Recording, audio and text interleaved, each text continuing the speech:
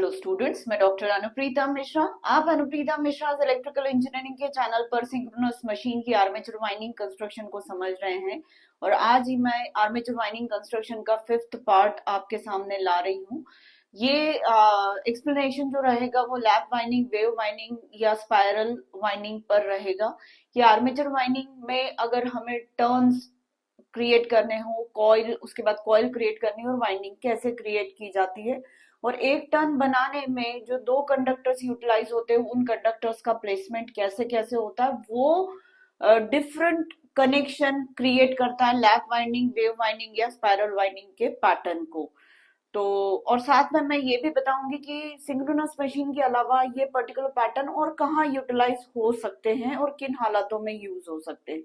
तो चलिए, इसमें कुछ टर्मिनोलॉजीज भी मैंने यूज की है, वो भी मैं अभी बताती हूँ। और मैंने एक एग्जांपल लिया है पूरे एक्सप्लेनेशन को डिपिक्ट करने में। वो एग्जांपल है कि मेरी जो मशीन है जिसके लिए मैं ये आर्मेचर वाइंडिंग क्रिएट कर रही हूँ वो 4 पोल की है। 12 स्लॉट्स में आर्मेचर वाइंडिंग को प्लेस करेंगे। 12 स्लॉट्स में हम 12 कंडक्टर्स को प्लेस करेंगे और पर स्लॉट एक कंडक्टर प्लेस रहेगा, इसका मतलब ये है।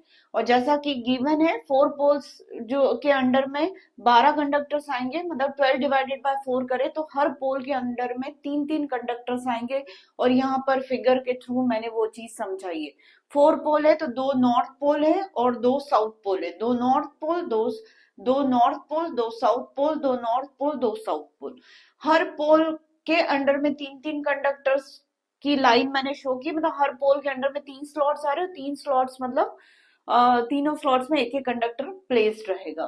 तो लैप वाइंडिंग कैसे क्रिएट होती है वो मैं समझाना चाहती हूँ, पर एक चीज ये है कि मैं पिच वर्ड फिर से बार बार यहाँ यूटिलाइज करूंगी। पिच वर्ड का मतलब ये है कि एक टर्न जो बनता है दो कंडक्टर से मिलके, वो दोनों कंडक्टर्स करस्पॉन्डिंगली कितने मैकेनिकल एंगुलर डिफरेंस पर रखे हुए हैं उसे हम पिच कहते हैं। अब जो थंब रूल है, principle to govern the construction of armature winding, जो मैंने वीडियो आप शेयर किया था, उस वो कंटेंट शेयर किया था, उसमें मैंने बताया था कि एक टर्न के दोनों कंडक्टर्स जो होते हैं वो 1 पोल पिच के एंगुलर डिफरेंस पर होना चाहिए। अब 1 पोल पिच क्या होता है, जैसे मैंने 4 पोल की मशीन बताई है तो 360 डिग्री की पेरीफेरी में कॉन्सिक्यूटिव नॉर्थ पोल और साउथ पोल के बीच का एंगल डिफरेंस 90 डिग्री रहेगा। तो one pitch of the conductor या पिच ऑफ द टर्न जो होती है, या कॉइल स्पैन जो होता है, इसको मैं कॉइल स्पैन भी बोल सकती हूँ। ये एंगुलर डिफरेंस अगर एग्जैक्टली 90 डिग्री होगा तो हम कहेंगे कि फुल पिच की वाइंडिंग है या फुल पिच कॉइल स्पैन है। तो ये आप ध्यान रखिएगा, इसको मैं बार बार यहाँ पे बताऊंगी आप लोगों को। तो चलिए, सबसे पहले लैप वाइंडिंग डिफाइन कर देते हैं। अब यहाँ पर मैंने 4 पोल्स में पर पोल में तीन तीन कंडक्टर शो किए हुए हैं और मैंने 1 to 12 कंडक्टर्स की पोजीशन या 12 स्लॉट्स की नंबरिंग को यहाँ पे दिखाया। 1 to 3 नॉर्थ पोल के अंडर में, 4 to 6 साउथ पोल के अंडर में, 7 to 9 नॉर्थ पोल के अंडर में और फिर 10 to 12 साउथ पोल के अंडर में आ गया। अब लैप वाइंडिंग क्रिएट करने के लिए फर्स्ट स्लॉट में रखे कंडक्टर से एक टर्न बनाना शुरू करेंगे और साउथ पोल के अंडर में कॉन्सिक्यूटिवली करस्पॉन्डिंगली सेम पोजीशन पे जो कंडक्टर आ रहा है वो फोर्थ आ रहा है, तो 1 और 4 को कनेक्ट करके हम एक टर्न बना रहे हैं। ये हमने एक घुमाव बना दिया। फिर सेकेंड स्लॉट और 5th slot correspondingly same location पर है with respect to north pole and south pole, उन दोनों को मिला के अगला घुमाव बना रहे। फिर थर्ड और 6th स्लॉट पे रखे कंडक्टर को कनेक्ट करके हम थर्ड घुमाव बना रहे। इस तरीके से ये हमारी एक कॉइल बनेगी 3 टर्न से, 3 घुमाव से। और 1 और 4th की position, location with respect to north pole and south pole same है। सेकेंड और 5th की location north pole to south pole same है, ऐसी थर्ड और 6th के साथ भी यही है। तो यहाँ पर 1 पोल पिच 90 डिग्री का है तो फर्स्ट और 4th स्लॉट के बीच का एंगुलर डिफरेंस भी 90 डिग्री है। सेकेंड और 5th के बीच का एंगुलर डिफरेंस भी 90 डिग्री, थर्ड और 6th के बीच का भी 90 डिग्री। इसका मतलब यहाँ पे कॉइल स्पैन 1 पोल पिच के बराबर है, मतलब हम फुल पिच अडॉप्ट किए हैं यहाँ पर। सेम ये 3 टर्न से 6 कंडक्टर से हमारी एक कॉइल बन गई। फिर सीरीज में कनेक्शन लेकर अगले पेयर ऑफ पोल्स के अंडर में हमने फिर से एक कॉइल बनाई, सेम 7th और 10th को कनेक्ट किया, 8th और 11th को, 9th और 12th स्लॉट के कंडक्टर्स को कनेक्ट किया, और इस तरीके से हमारी ये कॉइल ये वाइंडिंग कंप्लीट हुई, जिसमें फर्स्ट टर्मिनल वाइंडिंग का T1 है और सेकंड टर्मिनल T2। और ऐसा मैं बोल सकती हूँ कि एक कॉइल ये है, एक कॉइल ये है, और दो कॉइल को सीरीज में कनेक्ट करके एक वाइंडिंग बना दी। ऐसा ये पैटर्न मैं समझा सकती हूँ। और एक कॉइल जो बनी वो 6 कंडक्टर से, मतलब 3 टर्न से बनी है। अब चलिए इसके बारे में मैं बता देती हूँ। अब यहाँ पर आप समझ पा रहे हैं कि ये जो कॉइल बन रही है वो ऐसी है बेटा, ऐसी है। ये पैटर्न, ये टाइप फॉलो हो रहा है। फर्स्ट टर्न 1 और 4 से बन रहा है, सेकंड टर्न 2 और 5 से बन रहा है, थर्ड टर्न 3 और 6 से। ऐसे फिर ये सीरीज कनेक्शन हो गया दोनों के बीच में, फिर 7 और 10 से, 8 और 11 से, और 9 और 12 से। इस तरीके से पूरी वाइंडिंग फॉर्म हुई है, लैप वाइंडिंग। तो लैप वाइंडिंग अगर आपको ध्यान रखना है तो आप ऐसे ऐसे करके याद रख सकते हैं। अब यहाँ पर एक टर्म यूज हुई है, बैक पिच और फ्रंट पिच। बैक पिच का मतलब पीछे की तरफ एंड कनेक्शंस जो बने हुए हैं, बनाए जाते हैं कंडक्टर्स को कनेक्ट करने के लिए, तो ये एंड टर्न्स है। कितने नंबर ऑफ एंड टर्न्स पीछे की तरफ आ रहे हैं, मतलब बैक पिच कितनी है 3, और फ्रंट पिच कितनी है 2। मतलब बैक पिच में 3 एंड कनेक्शन आ रहे, फ्रंट पिच में 2 एंड कनेक्शन आ रहे। तो बैक पिच जो है वो किसके बराबर हो गई है, नंबर ऑफ कंडक्टर्स पर पोल के। नंबर ऑफ कंडक्टर्स कितने हैं पर पोल में, यहाँ पे 3 कंडक्टर्स पर पोल में आ रहे, तो बैक पिच में भी आपको कितने नंबर मिलेंगे, 3, 1 2 3। और फ्रंट पिच में कितने मिलेंगे, बैक पिच -1, मतलब 2 मिल रहा है इस एग्जाम्पल में। तो ये रूल गवर्निंग लैप वाइंडिंग है कि फ्रंट पिच जो होती है वो बैक पिच -1 होती है, और बैक पिच कितनी होती है, नंबर ऑफ कंडक्टर्स पर पोल के बराबर बैक पिच होती है। ये वाला जो होता है कॉइल को कंप्लीट किया जाता है पर पेयर ऑफ पोल्स में। पर पेयर ऑफ पोल में एक कॉइल को कंप्लीट किया जाता है, नेक्स्ट पेयर ऑफ पोल में अगली कॉइल को कंप्लीट किया गया है, और फिर उनको आपस में कैसे कनेक्ट कर देते हैं, सीरीज में। मोस्टली इस टाइप की आर्मेचर वाइंडिंग पैटर्न यूटिलाइज किया जाता है हाई स्पीड मशीन्स पे बेटा। नेक्स्ट है वेव वाइंडिंग। वेव वाइंडिंग जो होती है वो इस टाइप की वेव जनरेट करता है।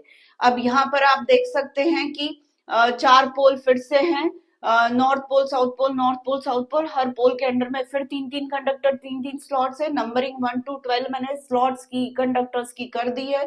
फर्स्ट कंडक्टर और फोर्थ कंडक्टर से एक टर्न डेवलप हो रहा है नेचुरली। फिर यहाँ पर 1 और 4th कंडक्टर के बीच का मैकेनिकल एंगुलर डिफरेंस ठीक उतना ही है जितना एक पेयर ऑफ पोल्स के बीच में 90 डिग्री है। मतलब यहाँ पर भी क्या यूटिलाइज किया जा रहा है, फुल पिच यूटिलाइज किया जा रहा है। तो फर्स्ट और फोर्थ को कनेक्ट कर रहे हैं, सेकंड और फिफ्थ को कर रहे हैं, थर्ड और सिक्स को, ऐसे ही यहाँ पे 7th और 10th को, 8th और 11th को, और 9th और 12th को यूज कर रहे हैं, मतलब फुल पिच फॉलो कर रहे हैं। पर फर्स्ट कंडक्टर लिया, एंड कनेक्शन लिया, फोर्थ कंडक्टर लिया, और फिर आगे बढ़ा के 7 से कनेक्ट किया, और फिर 10 से। तो देखिए फर्स्ट टर्न जो बन रहा है 1 और 4 से, और 7 और, ये एक कॉइल है बेटा, 2 टर्न हो गए इस कॉइल में, और ये एक कॉइल बन रही है। ऐसे ही सेकेंड, फिफ्थ और 8th 11th से अगली कॉइल बन रही है, फिर थर्ड, 6th, 9th और 12th से अगली कॉइल बन रही है। पर शेप कैसा आ रहा है, वेव जैसा आ रहा है, इसलिए इसको वेव वाइंडिंग कहा जाता है, और फुल पिच ही यूटिलाइज हो रही है यहाँ पर। और ये जनरली यूज की जाती है माउंट रोटर इंडक्शन मोटर में यहाँ पर। तो टर्न तो 2 कंडक्टर से बन रहा है, कॉइल ज्यादा नंबर ऑफ टर्न से, और फिर एक वाइंडिंग क्रिएट होती। यहाँ पर हम इनको इस तरीके से कॉइल क्रिएट करते हैं, तो इन तीनों कॉइल्स को हम पैरेलल में भी कनेक्ट कर सकते हैं बेटा, या हम सीरीज में भी कनेक्ट कर सकते हैं। 3 पैरेलल पाथ्स जनरेट हो रहे हैं, आप देख सकते हैं। तो ये तीनों पैरेलल पाथ आपस में सीरीज में, आपस में पैरेलल में कैसे भी कनेक्ट करके हम डिफरेंट डिफरेंट डिजाइन वाली आर्मेचर वाइंडिंग बना सकते हैं। पर ये जो शेप क्रिएट हुआ है कंडक्टर्स के कनेक्शन से, इसको वेव शेप कहा जाता है। अब नेक्स्ट है स्पाइरल और कॉन्सेंट्रिक वाइंडिंग। स्पाइरल और कॉन्सेंट्रिक वाइंडिंग में आप देखेंगे कि ऐसे कॉन्सेंट्रिक लूप्स क्रिएट हो रहे हैं। ये 2 कंडक्टर्स हो गए, ये 2 कंडक्टर्स हो गए, ये 2 कंडक्टर्स। देखिए 1 से 6 को कनेक्ट किया, फिर 6 को 2 से और 5 से कनेक्ट किया, फिर 3 और 4 से अंदर वाला स्पाइरल क्रिएट हुआ, तो ये स्पाइरल शेप ऐसे क्रिएट हो रहा है बेटा, external then internal then internal, फिर सीरीज कनेक्शन, फिर external then internal then internal, ऐसे कर। तो ये एक कॉइल हो गई 6 कंडक्टर से, ये एक कॉइल हो गई 6 कंडक्टर से, और इन दोनों को सीरीज में क्रिएट करके कनेक्ट करके ये पूरी एक वाइंडिंग बन गई। अब यहाँ पर आप देख रहे हैं कि बाहर वाला जो पिच है 1 और 6 के बीच का पिच है, that is greater than 1 pole pitch, 90 degree से ज्यादा का एंगुलर डिफरेंस होगा फर्स्ट और सिक्स्थ में। फिर इनर जो सेकेंड और फिफ्थ है उसमें एंगुलर डिफरेंस होगा स्लॉट पोजीशन का 90 डिग्री 1 पोल पिच के बराबर, और इंटरनल मोस्ट इंटरनल जो है वो थर्ड और फोर्थ है, तो उसके बीच का एंगुलर डिफरेंस होगा लेस देन 1 पोल पिच। तो outer pitch 6 - 1, 6 slot minus first slot, तो 5 स्लॉट्स के डिफरेंस पर है। मिडिल पिच 5 - 2 मतलब 3 स्लॉट्स के डिफरेंस पर है, और इनर पिच 4 - 3 मतलब 1 स्लॉट के डिफरेंस पर है। और ये मैं इस पर्टिकुलर एग्जांपल के रिस्पेक्ट में समझा रही हूँ। तो यहाँ पे फुल पिच नहीं यूटिलाइज हो रही है, सिर्फ इनर पिच में फुल पिच हो रही, बाकी आउटर में मोर देन फुल पिच है, इनर में लेस देन फुल पिच है, इस तरीके से। तो ये लो स्पीड मशीन्स में यूटिलाइज किया जाता है, और यहाँ पे पिचेस डिफरेंट है। तो इस तरीके से बेटा यहाँ हम समझ सकते हैं कि लैप वाइंडिंग क्या होती है, वेव वाइंडिंग कैसे प्लेस की जाती है, और स्पाइरल वाइंडिंग कैसे प्लेस की जाती है, या कॉन्सेंट्रिक वाइंडिंग कैसे प्लेस की जाती है। तो उम्मीद है आपको मेरा एक्सप्लेनेशन समझ में आया होगा। तो प्लीज मेरे आज के वीडियो को लाइक कर दीजिए, अपने फ्रेंड्स से भी इसे शेयर करिए, और क्लास टीचिंग जैसा आप फील लाना चाहते हैं यहाँ पर, तो प्लीज इस चैनल को फॉलो करिए। आगे बहुत कुछ आपको इलेक्ट्रिकल इंजीनियरिंग से रिलेटेड कॉन्सेप्ट्स मिलेंगे, जो आपके इलेक्ट्रिकल इंजीनियरिंग के डेप्थ को बढ़ाएंगे। Thank you.